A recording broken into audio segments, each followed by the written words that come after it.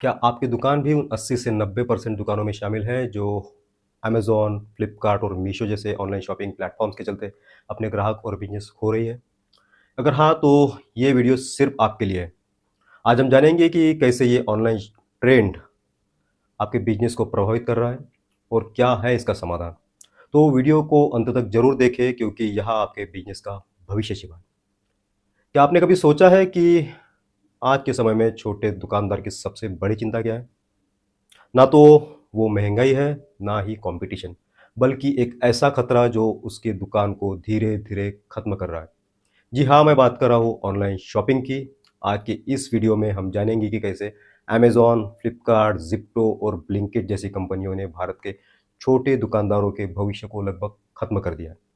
और हाँ, ये सिर्फ शुरुआत है। आने वाले समय में ये संकट और भी गहराने वाला है। तो इस वीडियो को अंत तक ज़रूर देखें क्योंकि ये आपके बिज़नेस का सवाल है। नमस्कार, मैं प्रशांत और आपका स्वागत है मेरे YouTube channel economics for you पर। इस चैनल पर मैं इकोनॉमिक्स एजुकेशन, रिटेल एम्पावरमेंट और सेल्फ इम्प्रूवमेंट जैसे सब्जेक्ट्स पर वीडियो बनाता हूँ। आज का ये वीडियो रिटेल एम्पावरमेंट की सीरीज़ का ये पहला और बेहद महत्वपूर्ण वीडियो है। नहीं जागे तो दुकान बंद। रिटेलर्स के लिए बना ये वीडियो सिर्फ एक चेतावनी ही नहीं बल्कि एक समाधान भी है।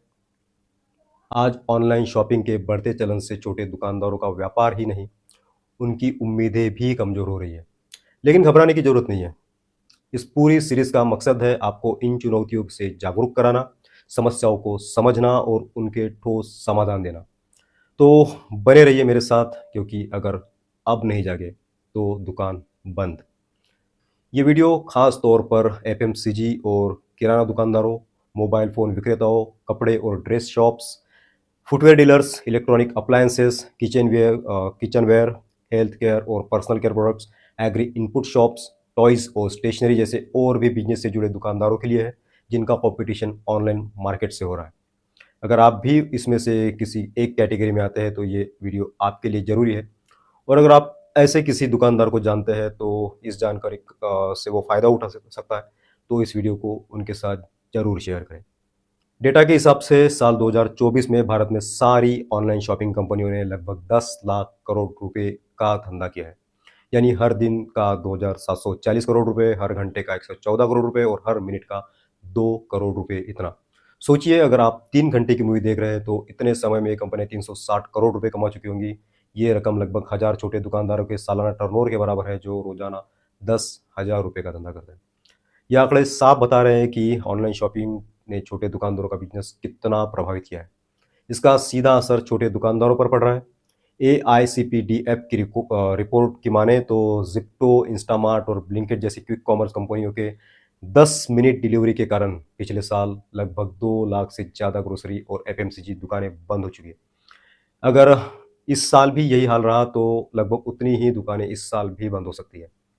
अगर हम भविष्य की बात करें तो 2028 तक ऑनलाइन शॉपिंग का टर्नओवर 14,10,000 करोड़, आज से 5 साल के बाद 2030 तक 26,50,000 करोड़ और 2035 तक 32,80,000 करोड़ यानी 400 बिलियन डॉलर्स तक पहुंच जाएगा।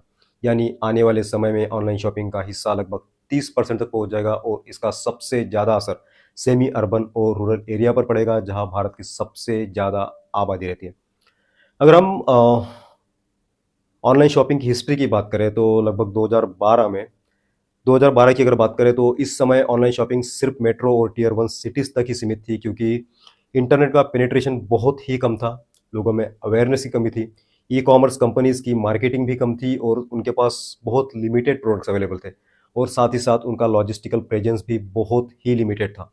लेकिन उसके बाद की अगर हम बात करें 2018 की तो बीच में आए जियो रिवॉल्यूशंस से इंटरनेट भारत में बहुत तेज़ी से फैलता चला गया, जिससे ऑनलाइन शॉपर्स की बहुत बड़ी मात्रा में संख्या बढ़ गई।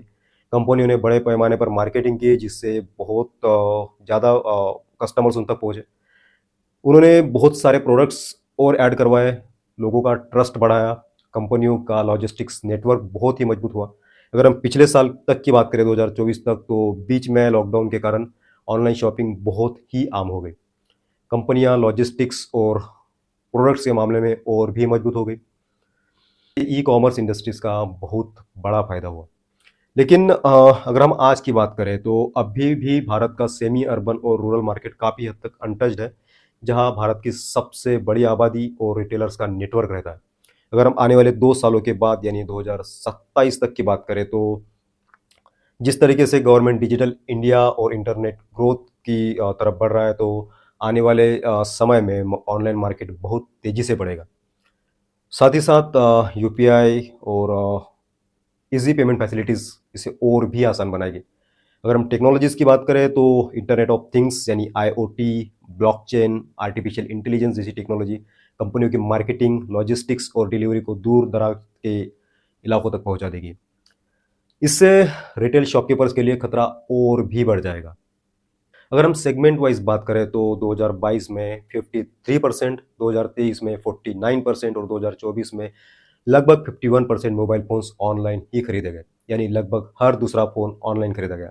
अगर हम all India mobile retailers association यानी AIMRA की रिपोर्ट को माने तो पिछले साल 50,000 से ज़्यादा मोबाइल फ़ोन शॉप्स हमेशा के लिए बंद हो गई, और अगर यही ट्रेंड जारी रहा तो इस साल भी यही हाल हो सकता है। आज अगर हम देखें तो ज़्यादातर मोबाइल फ़ोन शॉप्स सिर्फ मोबाइल रिपेयरिंग शॉप्स बनकर रह गई, जहाँ कस्टमर जो है सिर्फ मोबाइल रिपेयरिंग कराने आता है, स्क्रीन गार्ड, चार्जर या छोटी-मोटी एक्सेसरीज़ या फ़ोन केस खरीदता है, लेकिन जब बात मोबाइल फ़ोन खरीदने की हो तो वो ऑनलाइन ही खरीदता है। ये ट्रेंड सिर्फ और सिर्फ मोबाइल फ़ोन तक ही सीमित नहीं है, तो कपड़ों का 61%, इलेक्ट्रॉनिक्स और लैपटॉप का 44% और फुटवियर का 40% मार्केट अब ऑनलाइन हो चुका है। यानी हर सेक्टर में ऑनलाइन की खरीदारी का चलन बहुत ही तेज़ी से बढ़ रहा है। क्विक कॉमर्स कंपनियां जैसे कि ज़िप्टो, ब्लिंकिट, इंस्टामार्ट, इन सारी कंपनियों ने एफएमसीजी और ग्रोसरी मार्केट को पूरी तरह बदल दिया है। 10 मिनट की डिलीवरी की सुविधा ने रिटेल ग्रोसरी बिजनेस को लगभग खत्म कर दिया है। जैसे कि मैंने वीडियो के पहले ही बताया था कि AICPDF यानी all India consumer products distributors federation की रिपोर्ट के अनुसार पिछले साल 2 लाख से ज़्यादा रिटेल ग्रोसरी शॉप्स परमानेंटली बंद हो गई, और अगर यही ट्रेंड जारी रहा तो इस साल भी हजारों दुकानों को अपना बिजनेस बंद करना पड़ सकता है। हमारे देश में आज टोटल 8% व्यापार ऑनलाइन हो चुका है। अगर हम आसान भाषा में समझने की कोशिश करें तो अगर भारत देश एक गांव है, तो इस गांव की 8 दुकानें अमेज़न, फ्लिपकार्ट, मीशो, ब्लिंकिट जैसे ऑनलाइन प्लेयर्स की है, जो कि 2012 में सिर्फ 0.5% था, लेकिन 2030 तक इसके 20% और आज से 10 साल के बाद 2035 तक 30% तक पहुंचने की उम्मीद है। जैसे जैसे ऑनलाइन बाजार बढ़ रहा है वैसे वैसे कंपटीशन भी कठिन होती जा रही है, लेकिन घबराने की जरूरत नहीं है। ये समय जरूर चुनौतीपूर्ण है, लेकिन इस पर कुछ प्रैक्टिकल सॉल्यूशन पर काम करें तो एक बड़ा बदलाव लाना बिल्कुल भी संभव है। इस सीरीज में हम विस्तार से समझेंगे कि इस बदलते बाजार को कैसे सर्वाइव किया जाए और सफलता कैसे हासिल की जाए। अगर ये वीडियो आपको उपयोगी लगा हो, यूज़फुल लगा हो तो लाइक ज़रूर करें, सब्सक्राइब करें और अपने सपोर्ट से मुझे बेहतर कंटेंट बनाने के लिए प्रेरित करें। साथ मिलकर इस सफ़र को आगे बढ़ाएं। धन्यवाद। Thank you so much.